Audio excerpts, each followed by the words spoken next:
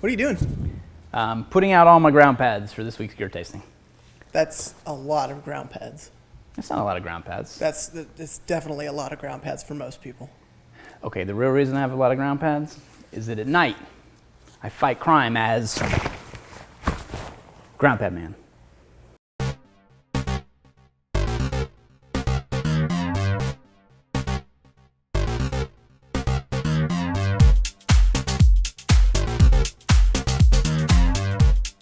Hey guys, welcome to Gear Tasting. Today I wanted to address the topic of ground pads. Everybody's favorite, right?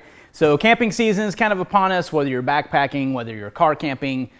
Everybody needs a ground pad no matter where you are. Even if you're in a hammock, you need to consider the insulative properties of where you're going to put your sleeping bag. So that's a little bit what I wanted to address today. So I talked just a second ago about R value, and that's kind of the insulative property of all ground pads. So all ground pads technically have an R value, and the higher the R value, the more insulative they are, and the more it keeps your body heat retained inside your sleeping bag when you're on the ground. And whether that's on the ground, literally on the ground, or whether that's in a tent, you know, there's some inherent insulative property in the floor of your tent, but really not much at all. You're still pretty close to the ground unless you're in a cot or something like that, or an inflatable bed if you camp that way. So obviously you're not worried about R value if you're camping in an inflatable mattress. But anyway, I wanted to start a little bit first with my progression of ground pads. I have quite a few of them here displayed because I've owned quite a few over the years, and I've moved away from some and I stay away from others based on a couple of different factors. One, I don't really tend to pay too much attention to R value, even though I'm going to go over it. My big deal is weight. I'm a stickler for weight. You've heard me talk about it before with the events and stuff that I do, but even when I'm just normally camping, if I've got a pack on my back, I'm always going to be weight conscious of that. I want to make sure that whatever I'm carrying is going to be the lightest possible for me while still maintaining kind of a general comfort level. And I've kind of run across the gamut, I feel, in the years that I've been camping of what to take and what not to take. So that's kind of what I want to present to you today. So I think the first ground pad I ever bought, I know it was this old Army issue one. I think I bought this when I was, God, I don't even know how old I was. I was pretty young when I bought it, but I've hung on to it all these years because it's just something I've used for a shooting mat before and things like that too. So you can always repurpose ground pads if you don't know what to do with them, if you have old ones or something like that. But this is really heavy. This is 1 pound, 3.6 ounces, which may not seem all that heavy to some people out there, but for the weight conscious out there, you'll know that's pretty heavy. Then I kind of progressed into the inflatable mat genre, and I bought an original Thermarest way back in the day too. This is probably at least 10 years old, if not more. And I'll kind of demonstrate these in a second here, but first off, just to go kind of briefly go over it. This thing weighs a whopping 2 pounds, 1.3 ounces. It's super heavy. It does inflate, it gives you good insulative property, and it's one of those things that I probably will never use again. I'm just not a big fan of it. It's too much trouble for me. I don't like inflatable ground pads unless they're actually going to save me weight, and this one doesn't. So that's kind of what I run into with this. Plus, with inflatable ground pads, you have to worry about a hole getting punctured in them or something like that. Then you got to carry around a repair kit, which this does have in it, and I'll go over that in a minute. But this is just super heavy, and it's not something I've used probably in the last at least 7 or 8 years. But I kind of saved this one for my wife if she wants to go camping and we're doing some car camping or something like that. My default is I always come back to this Ridge Rest. So this is a Thermarest Ridge Rest. It's super. Oh, one thing I want to mention too. So far, I don't have R values on these two. I couldn't find a R value listed on these old Thermarest mattresses. There's R values out there for some of the newer Thermarest, but with this old school one, I have no clue what the R value is. But the R value of this is going to be more so than the R values I'll discuss on some of these other ones, just because it is more insulative, because you've got a pocket of air between it and things like that. And I did just notice this tag, which I never saw. It's called the Guide Light.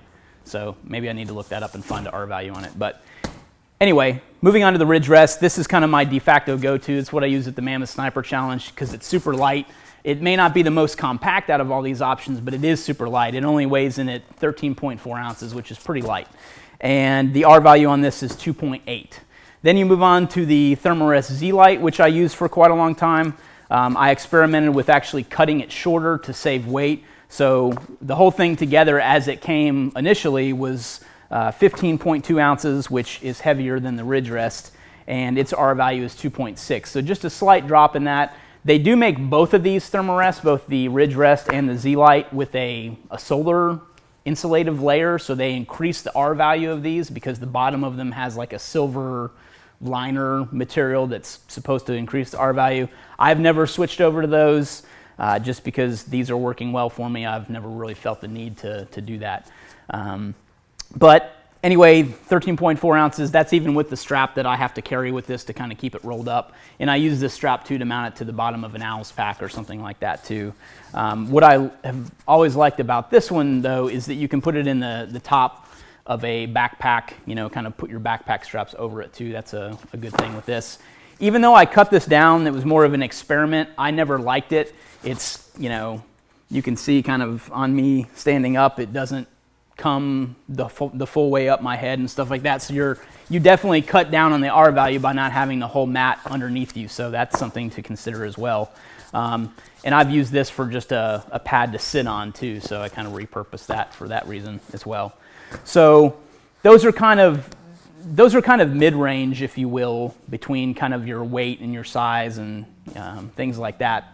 And then this was given to us for review quite a few years ago. This is a Nemo Zor Short. So just like this, which is a cut down one, the Zor Short's like that. So it's kind of a three-quarter ground pad in terms of size of a body. So whereas this would be kind of a regular size, this would be a three-quarter size. And I'll open this up and show you this in a minute. But this one weighs in at 9.5 ounces, so you're getting definitely lighter as you move down the scale. You know, again, my kind of go-to 13.4 ounces, definitely saving weight with this, but I'm giving up insulative properties because it's not completely covered on me. So the R value of this is 1.5 because of that fact.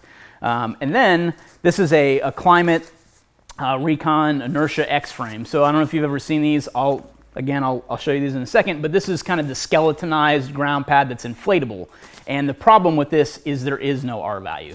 Because of the skeletonized nature of these ground pads, you're exposed in different places to the ground itself. You know, there's nothing insulating your sleeping bag from the ground with, you know, big cutouts in the ground pad, if that makes sense. So and then Climate also came out with a short version they call the X-Lite. Basically, it's just like a three-quarter version of this. So now you're getting down to this one with the bag and everything, because you need a little pump to inflate this when you get to the end of inflating it. So with that, it's like 11.3 ounces, and then moving down even to the smaller one, now you're getting down into 7.2 ounces. So super lightweight when it comes to this, but again, you know, they're actually very uncomfortable to sleep on too. I've never really been a huge fan of them.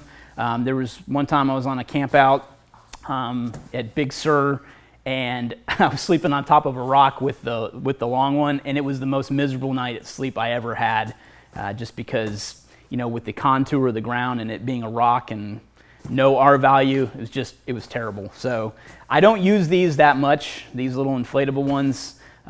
There's a time and a place for everything, but I don't really defer to those at all.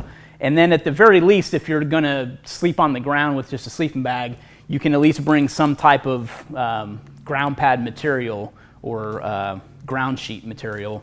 So this only weighs 4.8 ounces, and I've got this cut for, you know, roughly the size of a sleeping bag, so I can at least have some insulative property between myself and the ground, and I'm not just putting my sleeping bag on the ground, which there's nothing wrong with that. Most sleeping bags can deal with that. You're probably not going to rip them up unless you're sleeping on rocks or something like that, but this is more as an insulative property for at least having something. So you can see we go all the way from like 2 pounds, 1.3 ounces to 4.8 ounces. So this is kind of the gamut, if you will, of my collection of ground pads and what I've been exposed to over the years. So that's kind of the thing. Obviously, R value on this, I have no idea what the R value on something like this is. But again, no R values on these. 1.5 R value, 2.6, 2.8, unknown. I will find that. I'll try to put that in the description for the video, because now that I know that there's a name guide light on here, I can probably find an R value along with it. And then this, I probably have no idea what the R value is. So I'm not going to open this one up because it's just a big thick foam pad that's, you know, about my size. The Thermarest, as I mentioned earlier, you have to deal with a repair kit, and I like that they have a little flap in here in the top that you can store a repair kit in. And this is a nice 10-year-old bag. This is pretty nasty. Anyway, that's a repair kit from Thermarest that you can keep in there. I haven't opened this up in so long. Hopefully no bugs or critters crawl out. So again, this is the way it stores, and it's got a valve in it right here that you can blow into to inflate, and you just open the valve like so, blow into it, and then close it back up. So you're basically inflating the air pad. Again, adding air into there is going to, you know, give you the better night's sleep. Obviously, sleeping on a cushion of air, but it also insulates it more too, because you're providing more, that air warms up inside the mat and kind of gives you that insulative property. This one I'm not going to unroll either. Basically looks like that on the back side. Not much to it. Already kind of opened this thing up again. I like it because it's super simple to close up and move, you know, when you're kind of on the move. So there is an inherent benefit in the nature of how this, you know, can fold up too. So that's something you might want to consider if you're looking at ground pads too. It's easier to kind of put back together and get up and go with. That was one thing that I dealt with at the Mammoth Sniper Challenge, is because we had long periods of rest, but then when everybody's ready to go, we had to go like that minute. So it was tough because, you know, a lot of areas we were sitting in were cold and things like that. So you wanted some type of insulative property between you and the ground. And a lot of guys would undo their ground pads, and then you'd have to fold them up real quick to get on the move. So that's where something like this would come in handy. And then this is the Zor Short. Again, some of these weights, this is 9.5 ounces, but you know, with this little Sil nylon bag, maybe that weight would change just a little bit, but not much. So this is what kind of a inflatable 3/4 inch ground pad looks like, size-wise. So you can see there's not much to sleep on with that. And if I were to hold this up here, this is how far it comes up on me. So really it's kind of if I was sleeping on this, everything from kind of my knee down would be kind of exposed to the ground. So that's something to consider if you're thinking about one of these. And then these are the Klymit ones. This is the Inertia X-Frame Recon. Nice, cool, tactical tan here. But if you've never seen one of these, they're very interesting. To me, I think it's more kind of a, you know, a lightweight gimmick than it is kind of a, you know, sorry to the company, but I've used them and I don't like them, so that's my opinion. But again, I'm not going to throw it away. I think it still has its place, but same type of deal. You inflate this, and then once you get to the last few breaths, you put this pump device on the end of here, and you can inflate it the last few pumps you need to get it all the way. And then it does have this little release button on it, which is nice for letting the air out rather than kind of a dump valve style. So again, I won't open this next one up. It's just basically a 3/4 version of this X-Frame ground pad. So hopefully that gives you kind of a rough idea of what's out there. There's so many ground pads, it's not even funny. I mean, more come out every year when it comes to, you know, benefits of this and that and insulative properties and R values. You can spend a lot of time researching these. In my opinion, if somebody came up to me and said, hey, I need a ground pad, what do I buy? I would buy this. So this is the Thermarest Ridge Rest. I swear by this. It's never failed me. It always works. I don't have to worry about punctures. I don't have to carry around a repair kit. It's just always there when I need it, and that's what I like.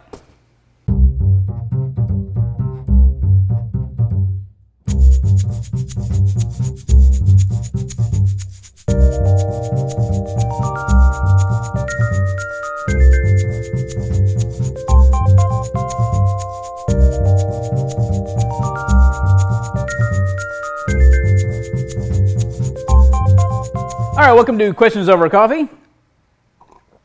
Had to get some coffee. First question comes from Caleb H. over email. Hello, Brian. I'm active duty Navy currently in Bahrain and planning on doing the Competition Dynamics Sniper Adventure Challenge in the next few years. What do you recommend is the best way to carry your precision rifle ammo? Well, as of now, I don't know about a few years from now, somebody would come out with something better, I'm sure. But as of now, this is what I like to do. I like to take my ammo in boxes of 20, so I take it right out of the box and I put it in these, I guess they're like probably 3 or 4 mil resealable bags, and I put a rigger's rubber band or 100 mile an hour tape around this, and that's what I carry with me to reload from. So a lot of guys carry a bunch of mags, and in my opinion, in precision rifle, you really can get away with carrying 2 mags in a minimum. 2 is 1, 1 is none. So I like to carry 2 mags to kind of have a default if I have to. You can always single load with precision rifle too. A wasp just flew into Rob's face. So you can always single load with precision rifle too, but I am, obviously if you can get away with, putting a magazine of multiple rounds in there, it's going to be better. So I was using the P-Mags during the Mammoth Sniper Challenge, and they were great as far as weight goes because I took 2 of them. But I was having failure to feed issues, so what was happening is I feel the spring isn't strong enough in these for the 6.5 rounds or something. So what was happening is I was closing the bolt, it wasn't stripping off a round. So I got irritated, I'd have to strip the mag, I'd have to pull a bullet out and have to single load, and then I'd shoot. So it's a huge pain in the butt. There goes a wasp again. Actually, it's a mud dauber. Anyway, huge pain in the butt. I did contact Magpul and at least tell them what was going on, so I have reported the issue. I don't know whether that means anything or not, but that was what was going on for me. And again, it was just my issue, but I ran into a couple other guys at the competition that were having the same problem with P-Mags. So I've never had any problems like that with these metal mags, these Accuracy International mags, and this is a Accurate mag too. So both these companies, metal mags, I never had a problem with. The problem was, though, is that I didn't want to carry these because of the weight, and I defaulted to the P-Mags because of that. So weight is going to be a big consideration when you're doing an event like that, especially a Sniper Adventure Challenge. I've never done that particular event, but it's very much like Mammoth in terms of carrying everything on your back, so you're going to have to be dealing with weight a lot. And when you're putting ammo like this together, it's great because you can, if you're carrying 2 10-round mags, you've got 2 reloads in one little package like this. Yes, you're kind of increasing your weight load because you could put all the ammo into one bag and get rid of multiple bags, and you could save weight that way. But in my opinion, it was easier to kind of maintain my round count and things like that, and it made it a little more manageable to have them in sealed kind of 20-round bags like this too. And when I saw many people just carrying boxes of ammo, and I'd cringe every time I saw that. I was like, dude, so much weight. I mean, it's 1 pound, 0.1 ounces for this versus 14.8 ounces. So you're giving up a little over an ounce by carrying one of these. And, with the box, it might not seem like it weighs a lot, but when you take into account this little plastic holder that the ammo comes in, that's where basically where your ounce comes into play at. And I'd rather have extra ounces to carry other places too, because I carried, 90 rounds of ammo, which was enough for me during the event, but, that would have been horrible math. 4 boxes of ammo, let's say, that's 4 ounces that I could use elsewhere for other weight. So that's kind of an important consideration when you're talking about ammo. And again, this is a 6.5 Hornady. It's their 140 grain ELD match. That's what I shot at the Mammoth Sniper Challenge, and that's what I shoot out of my my Creedmoor. So again, weight's going to change based on what ammo you're carrying, but that's what I carry when I'm at the events. Hopefully that helped. One more thing I want to mention is I don't use magazine pouches or a chest rig or anything like that too. I just take these and put them in I have cargo pockets in my pants, and that's where I store the magazines at. Okay, last question is from Ozman on YouTube, who asks, can you cover long-term preparedness, maybe food, water, medical, ammo storage? I'd love to see more on food and power especially. So I can give you my thoughts on that. I'm not huge into I would consider myself a low-grade prepper, so if you want to use that term. I don't like survivalist or throwing around terms like that. I don't really think that accurately describes what most of us are using as a goal out there, which is to be prepared. So in terms of preparedness, I don't have an underground bunker or anything like that. I do have ammo that, I store. It's in a climate controlled facility, but, again, when it comes to ammo, keep your powder dry. That's kind of the mantra. You just need to keep it in a cool, dry place. That's really kind of the deal with ammunition, and it can, store forever. So long-term consideration, I would probably incorporate some way to reload into that too if I was kind of preparing for long term, because eventually you're going to wind up shooting all your ammo. That's kind of a reason to buy brass ammo too, so you can reload with it, and you can get into that and have everything you need to reload with. Buying extra powder and primers and bullets and things like that to be able to reload is an important consideration too. So when it comes to ammo, that's kind of my brief overview of long-term with that. So again, preparing for storing ammo is, has a bunch of different reasons, but that's ammo storage. So you talk about food. I've, in terms of myself, what I've got is a bunch of backpacking meals and also a couple cases of MREs. That's what I keep stored. And what I'll do is frequently rotate that stuff into what I use for camping and things like that too. So if I'm going camping, I'll grab a backpacking meal or an MRE or something like that from what I have stored, and then I'll eventually cycle it back in and replace it. So I like to make sure that I keep up on dates too. The dates of MRE expiration dates and things like that too. And I've talked about that before. Sorry, this WARSP is driving us crazy. Oh my God, WARSPs. Anyway, power. So something I've been considering doing for a while at my house. Oh, now I pissed it off.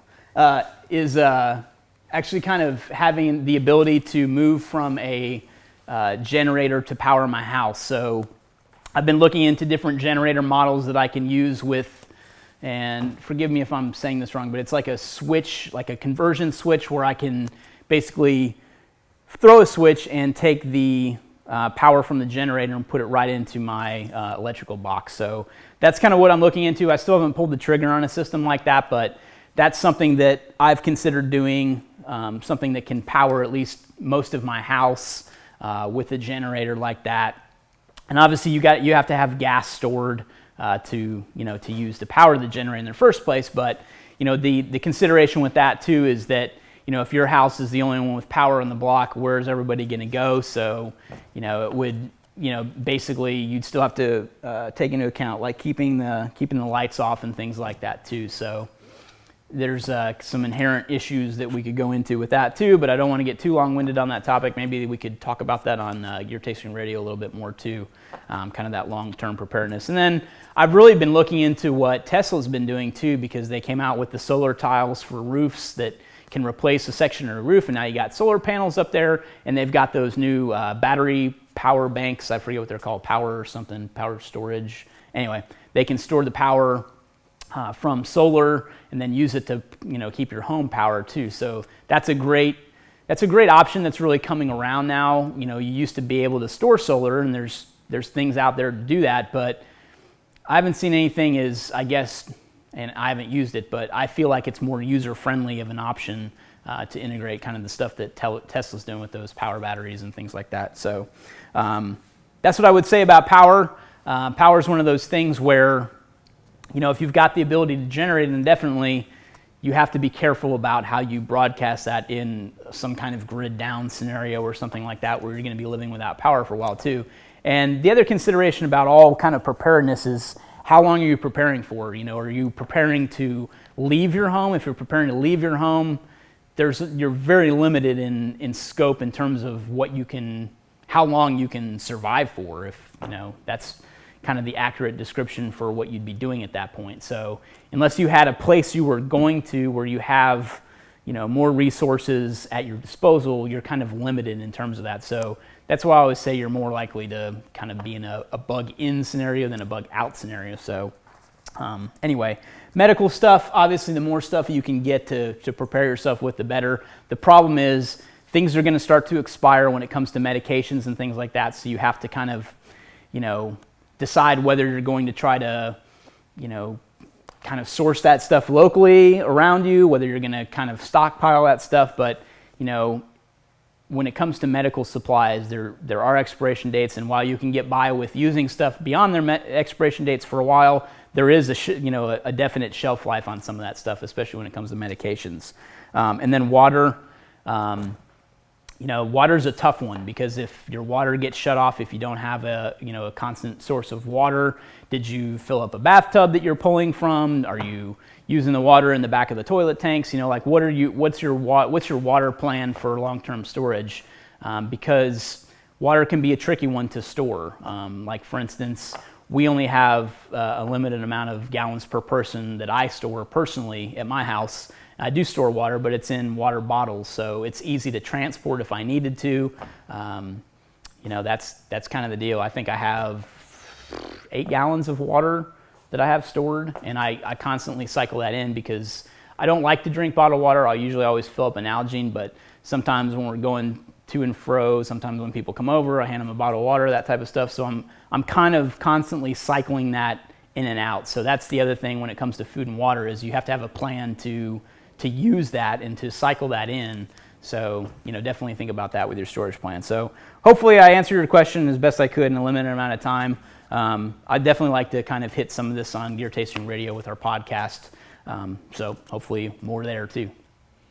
Hey guys, thanks for watching Gear Tasting. As always, use the pound tag Gear Tasting and any social media network, and we'll get your questions answered here on the show. If you like what we're doing, please check out the store. We've got many things from survival kits to medical kits to trauma kits to lock picks and everything in between. Lots of kits for your liking. Check them out, store.itstactical.com. Also, please consider joining as a crew leader in our membership and allow us to give you back something in return. Details are down below in the description, as well as the link to the store. Thanks for watching.